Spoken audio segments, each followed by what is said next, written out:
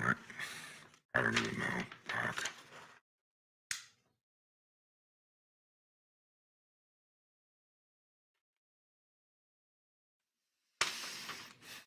All right, as promised, here's all the questions and answers to the water tower and the windmill that was taken down.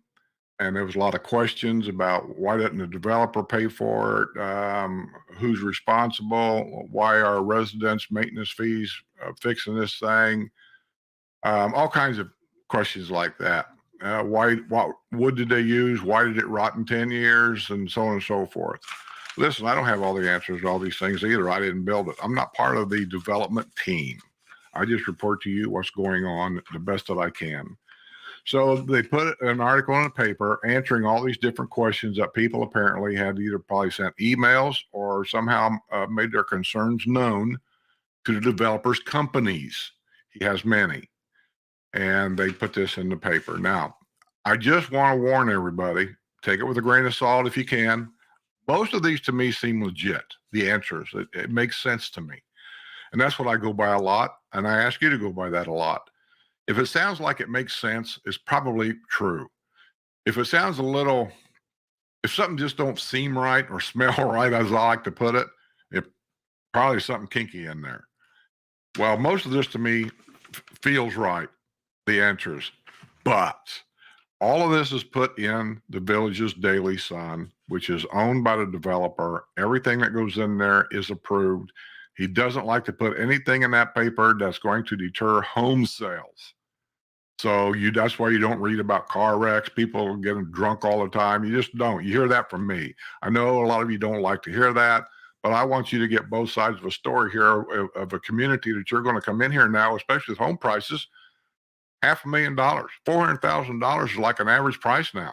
You want to spend that kind of money and then come here and say, well, I didn't know that these people did this. I didn't know that this square was open to the public. I didn't know that all streets were open to the public. I thought this was a gated community. And I've mentioned it many times. It is not a gated community. It's never been a gated community. Those rumors run wild around here. You're getting the truth from me when it comes to this kind of thing. And I know some people don't want to hear the truth, but it is the truth. It's a community with gates. Huge difference. Okay, let's get to the reason why. There's several pieces to this. Maybe I ought to read the whole thing so you get the whole gist. District offers answers about Brownwood Watermill and Water Tower. District Manager Kenny Blocker addresses questions and clarifies who is responsible for maintenance and repairs. 2 landmarks at Brownwood Paddock Square were taken down last week as a precaution before the start of hurricane season, and it starts June 1st. Why is it every goddamn time I try to do a goddamn video, there's somebody outside wanting to run some fucking noisy ass machine? Jesus Christ, how long does it take to mow grass?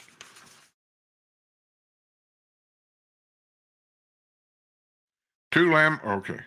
Crews deconstructed the windmill and water tower after a recent inspection showed the wood posts on the structure had decayed due to 10 plus years of weather, humidity, sun, and water exposure, according to the district property management.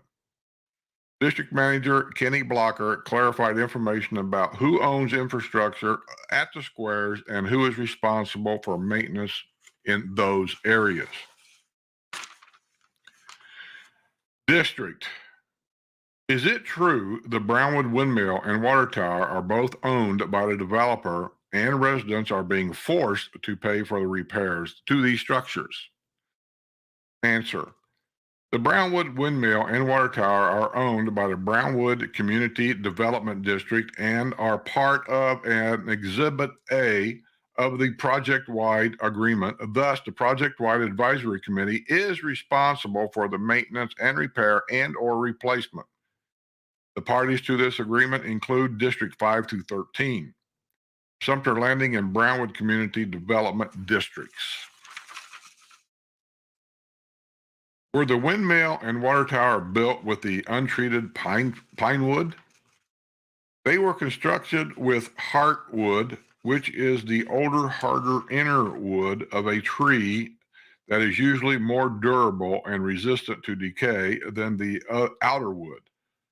However, any wood will deteriorate and decay over time when faced with the sun, heat, rain, and high humidity that we experience in Central Florida. I'm sorry, you did not answer the question that was put forward. They simply asked you if it was using the pine wood, and you say we use the inner core of a wood. That's not an answer. I think they hedged their bet on that one. Can you correct rumors that the developer will not allow the windmill and water tower to be constructed with anything other than untreated wood, which means it will ultimately rot again and need to be replaced or repaired again at the cost of residents? Answer. The Village's design group, that's another company, the Village's design group initially requested that the structures be constructed with pressure-treated wood to maintain the original look. After PWAC asked that other materials be considered, District Property Management met again with the design group, who have agreed to use Corten steel for the water tower and are evaluating options for the windmill, including heavy-duty galvanized steel or a acquisition of an actual historical galvanized windmill that could be relocated to Brownwood. Corten steel will ultimately last upwards of several decades to over 100 years. We intend to utilize as much of the original windmill and water tower design as possible in the reconstruction. Question. Did the windmill and water tower came with a warranty? Should say come. Did the windmill and water tower come with a warranty? Answer. Both structures came with a standard 1-year warranty, which is the construction industry standard. Both of these structures are nearly 11 years old, meaning they've been out of warranty for approximately 10 years. All infrastructure turned over to the district from the developer comes with a 1-year warranty. Question. Can the project-wide advisory committee choose to demolish and not replace the Brownwood windmill and water tower to save money? This is an important answer. The project-wide agreement requires the committee to maintain common infrastructure to design intent standards. This means they must maintain, repair, and restore infrastructure as close as possible to the original design. In accordance with the agreement, both structures must be repaired and replaced. There is no option for PWAC to choose not to repair or replace these two structures. They are prominent aesthetic features of Brownwood Paddock Square and are an integral part of what makes the Villages the wonderful community that our residents love. We must maintain the overall design standard, superior quality, design appeal, and overall look and feel to our community. We would stop cutting the grass, trimming our trees, planting flowers, maintaining our roads, or keeping our recreation centers and town squares pristine to save money. Get the point? A large part of maintenance fees for residential and commercial properties are used to allow district property management to maintain the community and keep its beauty vibrant and pristine as the day you move to the Villages. And they do a great job doing that. I'm not going to take that away. And I don't want that to change, regardless of what somebody from some other state says to save money. We should quit planting the flowers. No, that's why we bought here. My opinion. Question. Do resident amenity and maintenance fees contribute to the project-wide fund to get used to fund everything south of County Road 466, including all of Lake Sumter Landing and Brownwood Paddock Square? Answer. Resident amenity fees pay for maintenance and upgrades to recreational amenities, recreation centers, pools, sports courts, softball complexes, postal stations, executive golf courses, etc. Amenity fees do not contribute to the project-wide fund at all. A portion of the maintenance fees for residents in Districts 5 through 13 and commercial properties in Lake Sumter Landing and Brownwood CDDs are applied to the project-wide fund through the allocation methodology as agreed upon by all districts that all party to the agreement.